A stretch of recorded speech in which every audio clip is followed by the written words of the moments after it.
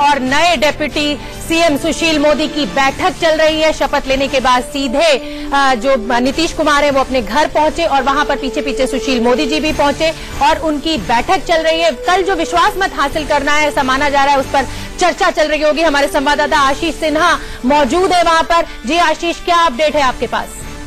देखिए, तकरीबन 10 मिनट की मीटिंग चल रही है।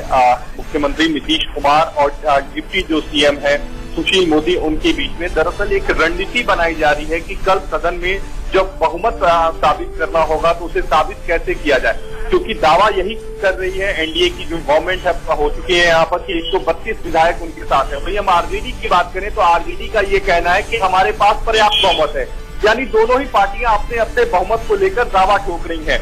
लेकिन अगर कल विधानसभा का सत्र शुरू होता है और बहुमत साबित करना पड़ता है तो उसके लिए रणनीति क्या होगी? सबसे अहम बात है कि कांग्रेस के विधायक दलों की जो बैठक है वो आज दोपहर 2 बजे होटल मौर्या में होगी और शाम को 5 बजे के बाद आरजेडी के विधायक दल की बैठक होगी। यानी सभी लोग अपनी तरफ से पूरी तैयारी कर रहे हैं। देखना यही होगा कि कैबिनेट में जो अभी बैठी है यानी नीतीश कुमार और सुशील मोदी, इन दोनों के बीच में किस बात पर सहमति बनती है और क्या चीजें निकल कर आती हैं और क्या स्ट्रेटेजी रहती है कि वो अपने बहुमत को कैसे। बिल्कुल आशीष, हम फिर लौटेंगे आपके पास और अपडेट आपसे जरूर लेंगे। बिहार में एक रात में सरकार बदल गई। 4 साल बाद बीजेपी की सरकार में वापसी हो गई। थोड़ी देर पहले नीतीश ने 6ठी बार मुख्यमंत्री पद की शपथ ली, वहीं सुशील मोदी बने बिहार के नए डिप्टी सीएम। आज सिर्फ नीतीश और सुशील ने शपथ ली। मंत्रियों का शपथ ग्रहण कल विश्वास मत हासिल करने के बाद होगा।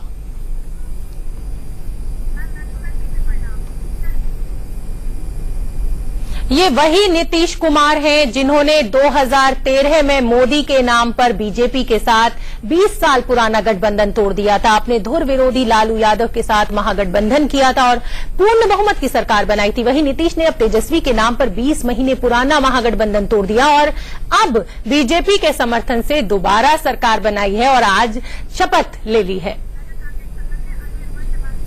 हमारे संवाददाता रजत राकेश टंडन ने जेडीयू के नेता अली अनवर से बात की है, आइए वो सुनते हैं।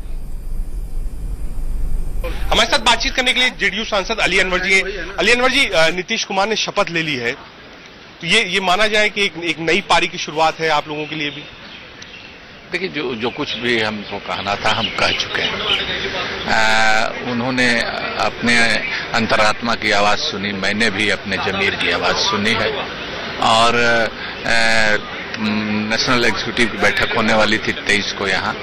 वो अगर वो हुई होती पहले तो मैं बैठक में कहता, फिर कोई बैठक होती तो अपनी बात वहीं पूरी तरह से रखूंगा। आप सहमत हैं जो डिसीजन हुआ है नीतीश कुमार ने लिया है बहुत जल्दी? हाँ, मैं तो कह चुका हूं कि ये एक नेशनल एक्सीडेंट है और नीतीश जी से पूरे मुल्क को एक उम्मीद थी। वो एक विकल्प के रूप में उभर रहे थे और जिस बात को लेकर के हम लोग बीजेपी से हटे वो सभी बातें अभी अपनी जगह पर कायम है। न सिर्फ कायम है बल्कि उससे भी ज्यादा उग्र रूप से कायम है। एक आखिरी सवाल है, शरद यादव जी भी घर पे हैं, कुछ बोल नहीं रहे हैं, आपकी भी नाराजगी है। राहुल गांधी ने कहा है कि बहुत सेल्फ सेंट्रिक और अपने पर्सनल फायदे के लिए नीतीश कुमार ने ये फैसला लिया है। सहमत है इस बात से आप? नहीं, मुझको किसी दूसरे के बारे में कुछ नहीं कहना है।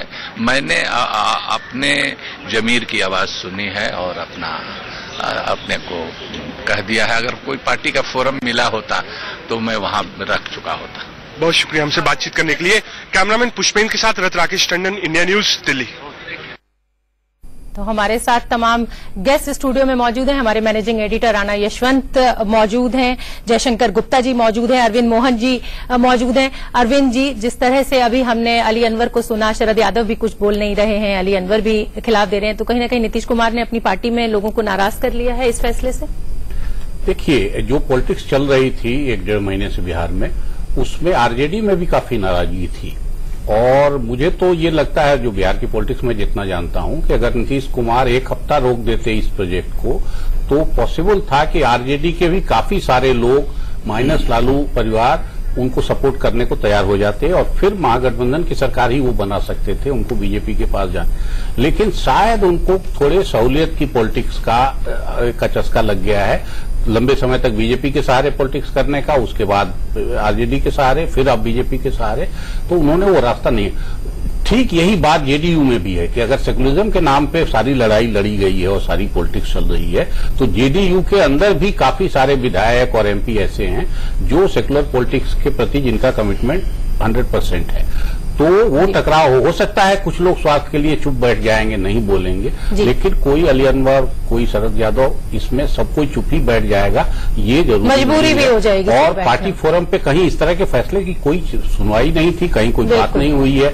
अगर एक इंडिविजुअल फैसला करता है, फिर पूरी पार्टी उसके पीछे सपोर्ट करने आ जाए। जिसको मंत्री बनना होगा, जिसको एमएलए बने रहना होगा, जिसको एमपी बने रहना होगा, वो तो रहेगा, लेकिन इसमें फिर कई लोग हैं जो इससे ऊपर की पॉलिटिक्स करेंगे। बिल्कुल, राणा जी, जसवंत सिंह, मैं सवाल करना चाहता हूं। अली अनवर जो कह रहे थे, एक बारीक सी बात थी जिसको मैं अभी खींच करके आपके सामने रख रहा हूं। उन्होंने कहा कि राष्ट्रीय राजनीति में नीतीश कुमार के इर्द गिर्द मोदी के खिलाफ जो लामबंदी हो रही थी, या नीतीश कुमार विपक्ष के नेता के तौर पर उभर रहे थे या उभर सकते थे, इस संभावना को उन्होंने खत्म कर दिया। ये एक ऐतिहासिक हादसा है। नहीं, यकीनन राणा जी, लगता तो यही है, क्योंकि जो भी एक महागठबंधन की एक कवायद चल रही थी, उसकी धुरी में कहीं न कहीं नीतीश कुमार का चेहरा फिट बैठाने की कोशिश की जा रही थी। हालांकि जो जमीनी सच्चाई है, बिहार की राजनीति में जनता दल यू की जो हैसियत है, वो अगर लोकसभा का चुनाव होगा अगला, तो उसमें मुश्किल से उनको 15 से 16 सीटें लड़ने को मिलेंगी। 16 सीटों में से कितना जीत करके आएंगे ये उनको मालूम है अच्छी तरह से। तो उसके आधार पर उनको पता है कि हम शायद राष्ट्रीय फलक पर उस ढंग से नंबर 1 की पोजीशन में नहीं आ पाएंगे, ये उनको एहसास होगा। तो हो सकता है कि उनके मन में ये रहा हो कि जैसे अभी चर्चाएं चल रही हैं कि वो 2 सदस्यों को लेकर के, लोकसभा सदस्यों को लेकर के वो प्रधानमंत्री बन सकते हैं। या दूसरा, जैसा अभी अरविंद कह रहे थे, देखिए एक चीज को याद रखिए कि जो गठबंधन चल रहा था उससे तो उनको था ही अंदर प्रॉब्लम, लेकिन केसी त्यागी ने बहुत मार्के की बात कही थी कि हम भाजपा के साथ अपने को ज्यादा सहज महसूस करते हैं। यानी मन में कहीं न कहीं तो आपके था कि भाजपा हमारा नेचुरल एलाई है। सुविधा का समीकरण है कि कभी आप सामाजिक न्याय को अपना लेते हैं, कभी आप सेकुलर बन जाते हैं, लेकिन रहते मन से है जो सामंती प्रवृत्ति है, जो मध्य बिहार की, जो सेंट्रल बिहार की नालंदा और अगल बगल के इलाकों का है, उसमें जो है वो आपके मन में कहीं न कहीं वो है। तो जो एक रहा है तो उसका आप उभर करके आता है सामने। लेकिन सबसे बड़ी बात हमारी समझ में एक नहीं आ रही है कि इस पर संविधान के विशेषज्ञ लोग जरूर बात करेंगे, चर्चा करेंगे कि जब राज्यपाल ने तेजस्वी यादव को 11 बजे बुलाया था राजभवन में। जयशंकर जी, रोकूंगी आपको। प्रधानमंत्री